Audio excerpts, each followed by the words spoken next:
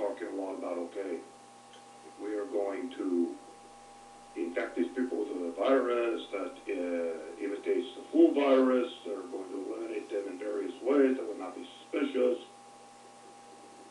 In the documents I have now from 3 months ago, they are saying the amount of people they have to eliminate is too large.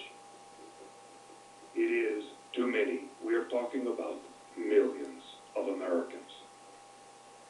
And this is where we see their plans are changing. And they're going to initiate something that is devastating and that is extremely frightening. And based on what I can see in the documents, we're talking about power outages along with a purge.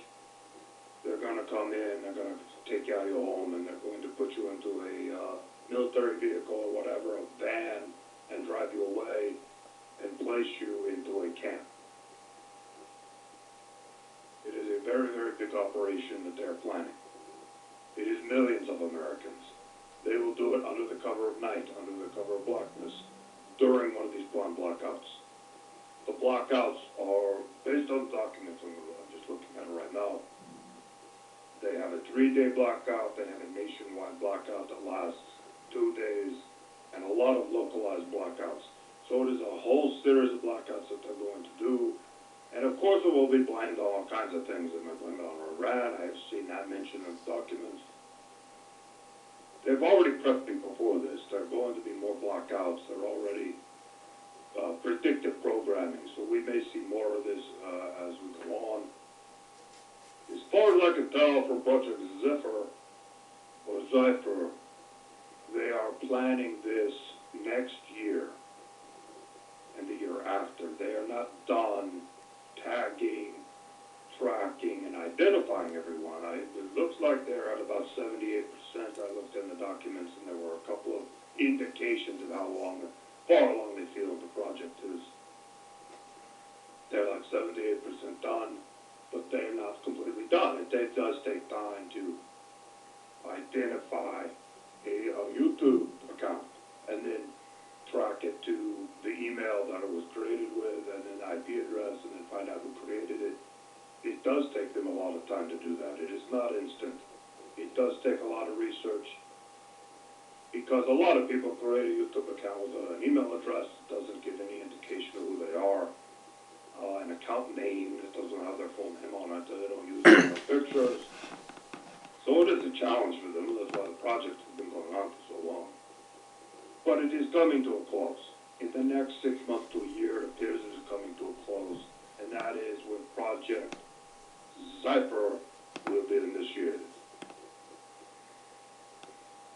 So I have some notes there. I'm going to continue on, talk a little bit more about. Okay.